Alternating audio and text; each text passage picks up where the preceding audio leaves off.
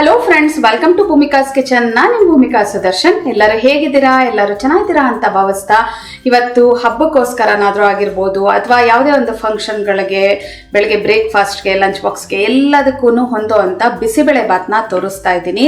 ಪುಡಿ ಜೊತೆಗೆ ಬಿಸಿಬೇಳೆ ಬಾತ್ ಮಾಡೋದು ಎಲ್ಲ ಕಂಪ್ಲೀಟ್ ರೆಸಿಪಿನ ಇವತ್ತಿನ ಈ ವಿಡಿಯೋದಲ್ಲಿ ತೋರಿಸ್ತಾ ಇದ್ದೀನಿ.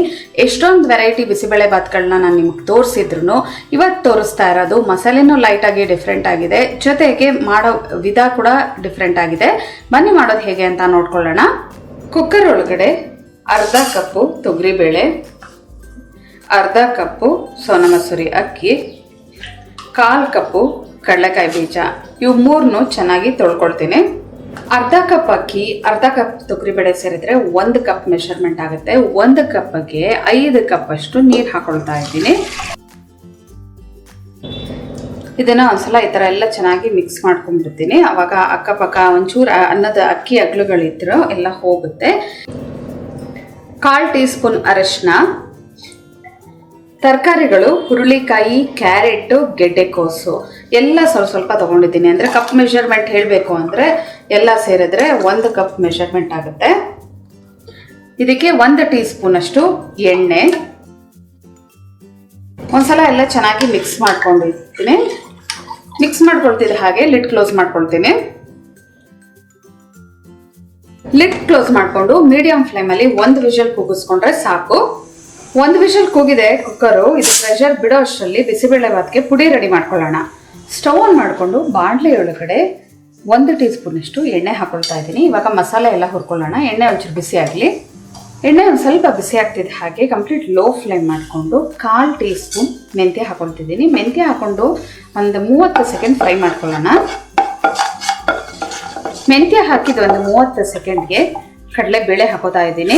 ಇಲ್ಲಿ ಸ್ವಲ್ಪ ಹಾಕೊಳ್ತಾ ಇರೋದ್ರಿಂದ ಎಲ್ಲ ಒಟ್ಟಿಗೆ ಹಾಕೊಂಡು ಫ್ರೈ ಮಾಡ್ಕೊತಿದ್ದೀನಿ. ನೀವು ಲಾರ್ಜ್ ಕ್ವಾಂಟಿಟಿಯಲ್ಲಿ ಮಾಡ್ಕೋಬೇಕಾದ್ರೆ ಎಲ್ಲ ಸಪ್ರೇಟ್ ಹುಟ್ಕೊಳ್ಳಿ. 1 ಟೀ ಸ್ಪೂನ್ ಅಷ್ಟು ಕಡಲೆಬೇಳೆ ಹಾಕೊಂಡ್ರೆ 2 ಟೀ ಸ್ಪೂನ್ ಅಷ್ಟು ಉದ್ದಿನಬೇಳೆ ಹಾಕೊಂಡಿದ್ದೀನಿ. ಇದೆಲ್ಲ ಒಳ್ಳೆ ಘಮ ಬರೋವರೆಗೂ ಫ್ರೈ ಮಾಡ್ಕೊಳ್ತೀನಿ. ಕಡಲೆಬೇಳೆ ಉದ್ದಿನಬೇಳೆದು ಒಂಚೂರು ಘಮ ಬರ್ತಿದೆ ಹಾಗೆ ಜೀರಿಗೆ ಅರ್ಧ ಟೀ ಸ್ಪೂನ್, ಜೊತೆಗೆ ಮಸಾಲೆ ಐಟಮ್ ಒಂದು 2 ಇಂಚ್ಗೂ ಒಂಚೂರು ಜಾಸ್ತಿ ಚಕ್ಕೆ, ಲವಂಗ 8, ಏಲಕ್ಕಿ 3. ಈ ಎಲ್ಲ ಮಸಾಲೆದು ಒಂದು ಲೈಟಾಗಿ ಘಮ ಬರಬೇಕು, ಅಲ್ಲಿವರೆಗೂ ಫ್ರೈ ಮಾಡ್ಕೊಳ್ತೀನಿ. ಮಸಾಲೆ ಒಂಚೂರು ಘಮ ಬರೋಕ್ಕೆ ಶುರು ಆಗ್ತಿದೆ ಹಾಗೆ 2 ಟೇಬಲ್ ಸ್ಪೂನ್ ಧನಿಯಾ. ಈ ಧನಿಯಾನು ಒಳ್ಳೆ ಘಮ ಬರಬೇಕು, ಅಲ್ಲಿವರೆಗೂ ಫ್ರೈ ಮಾಡ್ಕೊಳ್ಳೋಣ. ಧನಿಯಾದ ಒಳ್ಳೆ ಘಮ ಬರೋಕ್ಕೆ ಶುರು ಆಗ್ತಿದೆ ಹಾಗೆ ಒಂದು 5-6 ಎಲೆ ಅಷ್ಟು ಕರಿಬೇವಿನ ಸೊಪ್ಪು, ಜೊತೆಗೆ ಒಣ ಕೊಬ್ಬರಿ 1 ಟೇಬಲ್ ಸ್ಪೂನ್. ಮೇಲ್ಗಡೆ ನಾವು ಬಿಸಿಬೇಳೆ ಬಾತ್ ಮಾಡೋ ಟೈಮಲ್ಲೂ ಹಾಕೊಳ್ತೀವಿ. ಇದಕ್ಕೊಂದು ಸ್ವಲ್ಪ ಹಾಕೊಂಡ್ರೆ ಸಾಕು. ಒಂದು 30 ಸೆಕೆಂಡ್ ಫ್ರೈ ಮಾಡ್ಕೊಳ್ಳೋಣ. ಈ ಒಂದು ಬಾಣಲಿ ಶಾಖಕ್ಕೇನೆ ಕರಿಬೇವಿನ ಸೊಪ್ಪು ಎಲ್ಲ ಗರ್ಗರಿಯಾಗಿ ಚೆನ್ನಾಗಾಗುತ್ತೆ. ಕೊನೆಯಲ್ಲಿ ಮೆಣಸಿನ್ಕಾಯಿ ಹಾಕೊಳ್ತೀನಿ. ಮೆಣಸಿನ್ಕಾಯಿ 15 ಮೆಣಸಿನ್ಕಾಯಿ ಬ್ಯಾಡಗಿ ತೊಗೋತಾ ಇದ್ದೀನಿ. ಖಾರ ಇಷ್ಟಪಡೋರು ಗುಂಟೂರು ಬೇಕಾದರೂ ಇದಕ್ಕೆ ಒಂದು ಸ್ವಲ್ಪ ಮಿಕ್ಸ್ ಮಾಡ್ಕೋಬೋದು. ಇದನ್ನು ಬಿಸಿಲಲ್ಲೇ ಚೆನ್ನಾಗಿ ಒಣಗಿಸಿರೋದ್ರಿಂದ ನೋಡಿ, ಮೆಣಸಿನ್ಕಾಯಿ ಹಿಂಗಂದರೆ ಟಕ್ ಅಂದರೆ ಇದು ಮುಗಿಯೋಂಗೆ ಇರಬೇಕು, ಅಲ್ಲಿವರೆಗೂ ಇದನ್ನು ಫ್ರೈ ಮಾಡ್ಕೋಬೇಕಾಗುತ್ತೆ. ನೀವು ಬಿಸಿಲಲ್ಲಿ ಒಣಗಿಸ್ಲಿಲ್ಲ ಅಂತ ಅಂದರೆ, ನಂದು ಒಣಗಿರೋದ್ರಿಂದ ಕೊನೆಯಲ್ಲಿ ಜಸ್ಟ್ ಈ ಥರ ಹಾಕ್ಕೊಂಡು ಇದನ್ನು ಸ್ಟವ್ ಆಫ್ ಮಾಡ್ತಾ ಇದ್ದೀನಿ ಬಾಣಲಿನ.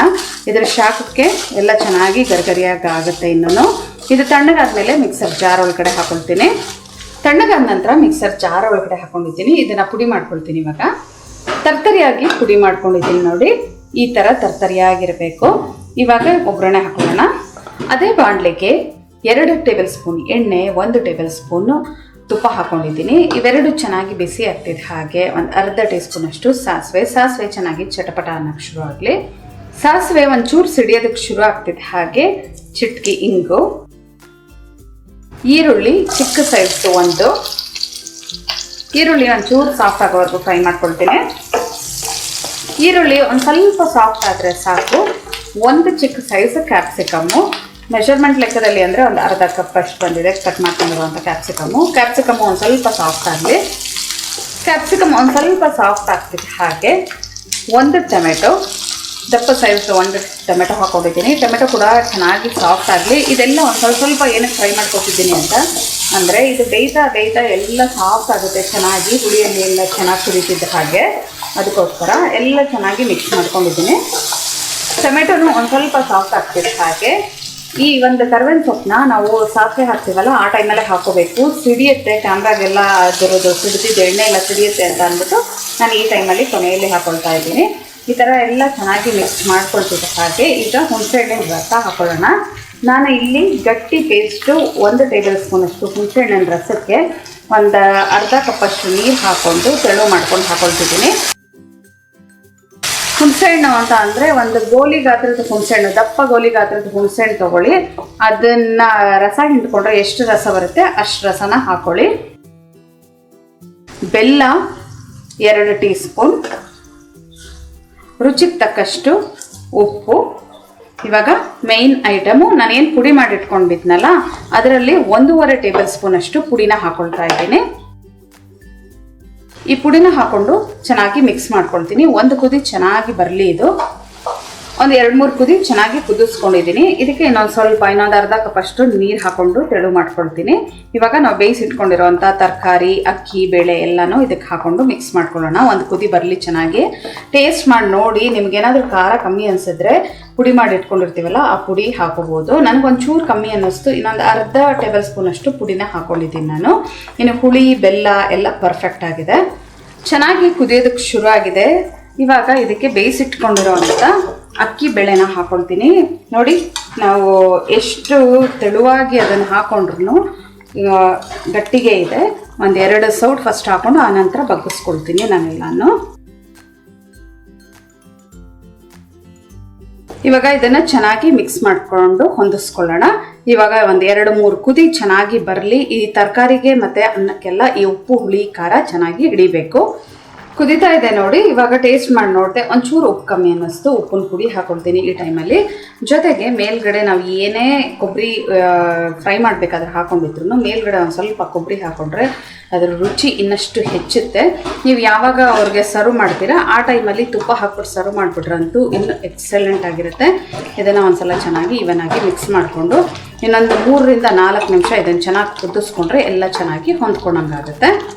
3-4 ನಿಮಿಷ ಇದನ್ನು ಚೆನ್ನಾಗಿ ಕುದಿಸ್ಕೊಂಡಿದ್ದೀನಿ. ಟೇಸ್ಟ್ ಮಾಡಿ ನೋಡಿದೆ, ಸಖತ್ತಾಗಿದೆ. ಯಾಕೆಂದರೆ ಅನ್ನಕ್ಕೆ, ತರಕಾರಿಗೆಲ್ಲ ಉಪ್ಪು, ಹುಳಿ, ಖಾರ ಪರ್ಫೆಕ್ಟಾಗಿ ಹಿಡಿದಿದೆ. ಸ್ಟವ್ ಆಫ್ ಮಾಡ್ತಾ ಇದ್ದೀನಿ. ನೀವು ಮಾಡ್ಕೊಂಡು ಸ್ಟವ್ ಆಫ್ ಮಾಡೋ ಟೈಮಲ್ಲಿ ಈ ಹದ ಇದ್ದರೆ ಇನ್ನೊಂದು ಸ್ವಲ್ಪ ಹೊತ್ತು ಬಿಡ್ತಾ ಅರ್ಧ ಗಂಟೆ ಆಗ್ತಾ ಗಟ್ಟಿ ಆಗ್ತಾ ಬರುತ್ತೆ. ಬಿಸಿಬೇಳೆ ಭಾತ್ ಗುಣನೇ ಹಾಗೆ. ನೋಡಿದ್ರಲ್ಲ ಎಷ್ಟು ಬೇಗ ಫಟಾಫಟ್ ಅಂತ ಒಂದು ಅರ್ಧ ಗಂಟೆಯಲ್ಲೇ ಬಿಸಿಬೇಳೆ ಭಾತ್ ಪುಡಿ ಜೊತೆಗೆ ಬಿಸಿಬೇಳೆ ಭಾತ್ನ ಎಲ್ಲ ಕಂಪ್ಲೀಟಾಗಿ ಮಾಡಿಬಿಡ್ಬೋದು ಅಂತ ಅಂದ್ಬಿಟ್ಟು ನೀವು ಕೂಡ ನಿಮ್ಮ ಮನೆಯಲ್ಲಿ ಒಂದ್ಸಲ ಟ್ರೈ ಮಾಡಿ ಹೇಗಿದೆ ಅಂತ ನನಗೆ ಕಮೆಂಟ್ ಬಾಕ್ಸಲ್ಲಿ ತಿಳಿಸ್ಬೇಕು. ಇವತ್ತಿನ ಈ ರೆಸಿಪಿ ನಿಮ್ಗೆ ಇಷ್ಟ ಆದರೆ ಲೈಕ್ ಮಾಡಿ, ಶೇರ್ ಮಾಡಿ. ಯಾರೆಲ್ಲ ಇನ್ನೂ ಭೂಮಿಕಾ ಕಿಚನ್ಗೆ ಸಬ್ಸ್ಕ್ರೈಬ್ ಆಗಿಲ್ಲ ದಯವಿಟ್ಟು ಸಬ್ಸ್ಕ್ರೈಬ್ ಆಗಿ. Thanks for watching.